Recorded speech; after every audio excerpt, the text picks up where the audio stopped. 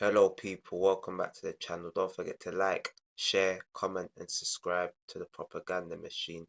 This is the match reaction to Newcastle United 1, Arsenal nil, and this was a real pedestrian performance from Arsenal. Alexander Isak got what turned out to be the winning goal on the 12th minute. A great header and a beautiful ball from Anthony Gordon. In this game, Arsenal had the chances. They had chances to leave with something, even though we knew that 3 points is all we could take from this game. Declan Rice, header at the end. Marino had the chance blocked on the line. So there were chances, but that was not good. I even wrote down some words: pedestrian, lack of urgency, pathetic, sorry, looking nice. Those are just some of the phrases I said in the match prediction, the preview. Arsenal must show passion, desire, hunger with a bit of quality. We had none of those things.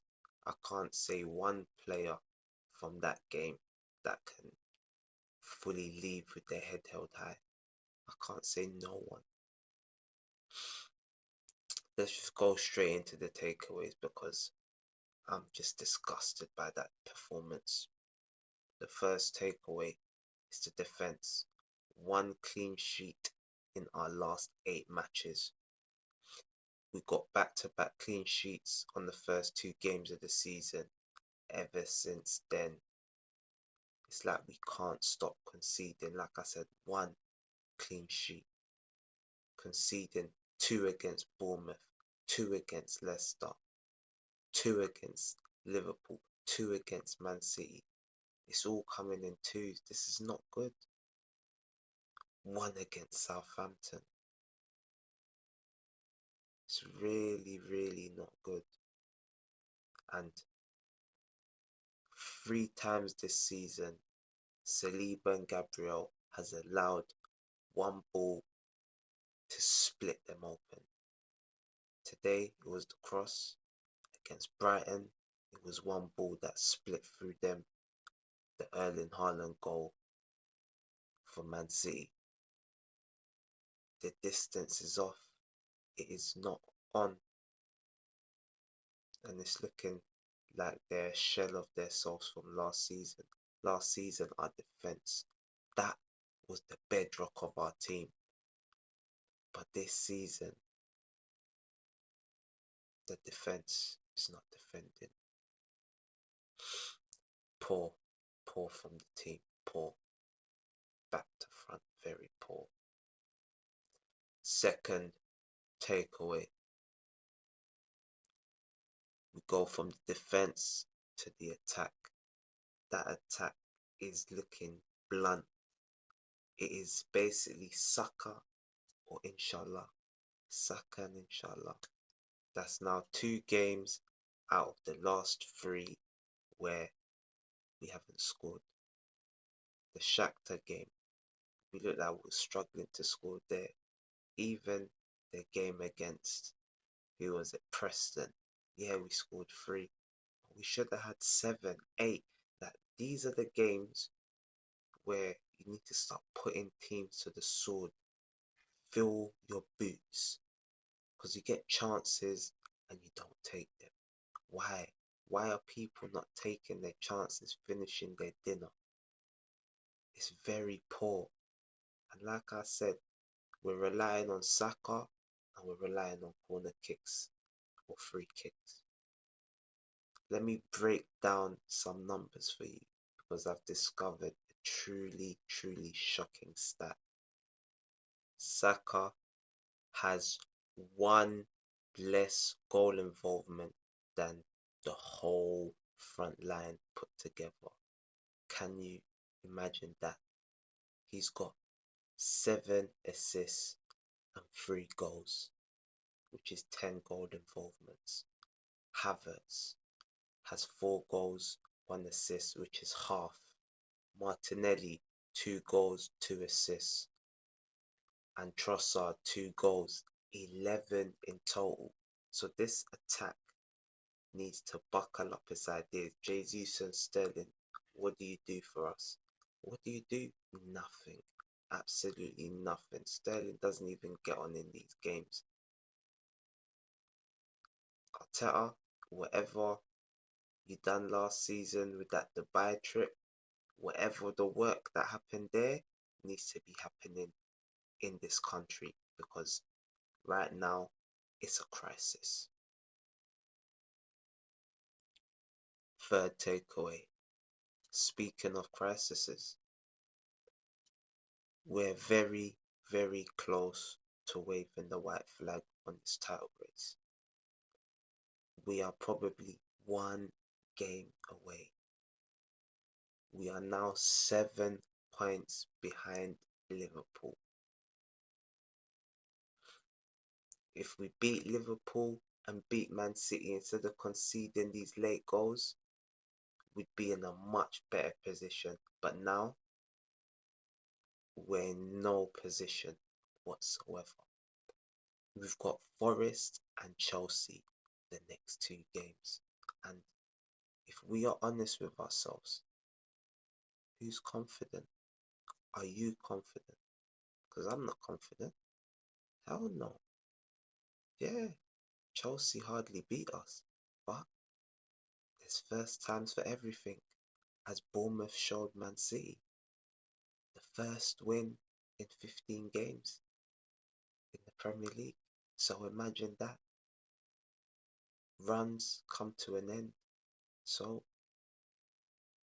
I wouldn't be surprised if Chelsea do damage to us and put the final nail in this title challenge. Then we have Nottingham Forest. They look so dangerous. Their defense solid, and Chris Wood, this is another tricky striker. If Saliba and Gabriel are not back to their usual selves, he might punish them easily. Yeah, it's not looking good.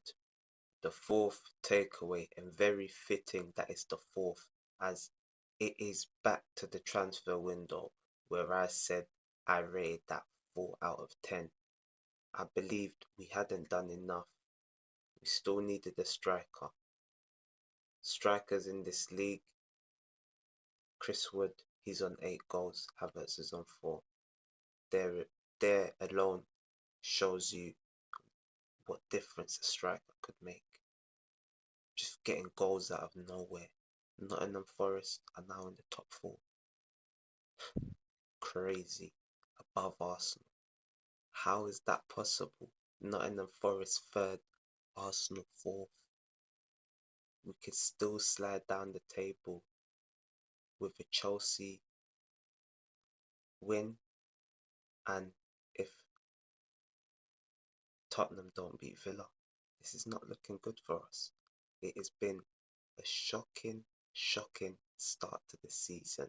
Goals are costing us, both ends of the pitch, but mainly in the forward areas, as like I say, it's Saka and Inshallah. We just needed a winger. A Brian Mbeumo, he's on 8 goals. This is another player, someone that could have filled in for Saka or played even with him.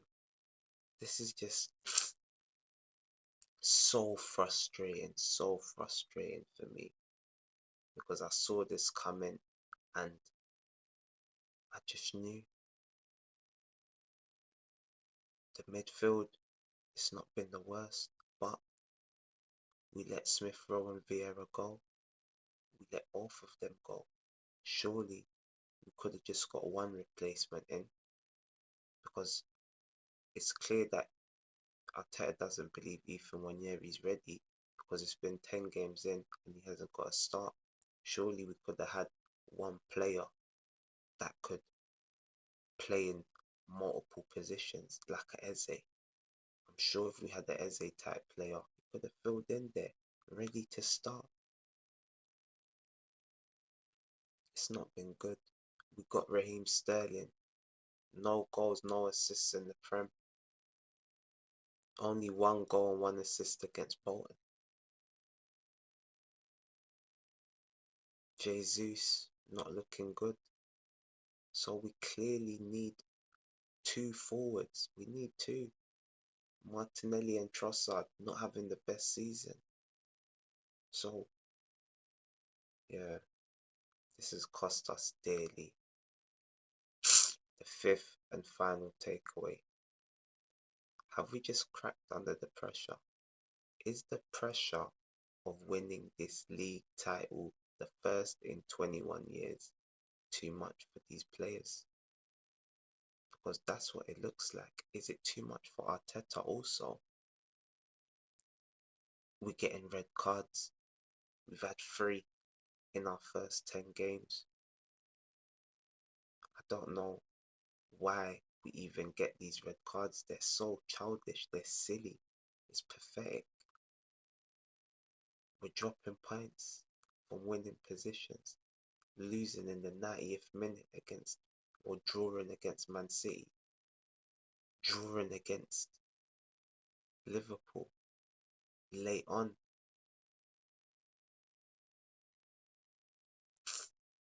Yeah, this ain't looking really good for us. And most fans, they're probably going crazy now. Ah, it's done. They send that Arteta out. Uh, Me, personally, I ain't even got the energy. I already said at the end of the season, we'll evaluate things and go from there. But the facts still remain. This team needs silverware this season. When the quarterfinals, it's just putting more pressure on it because we're sliding down the table. And if we don't win the next game against Chelsea, that's all but it. Ends our title race in November. So guys, don't forget to like, share, comment and subscribe to the channel. Bless.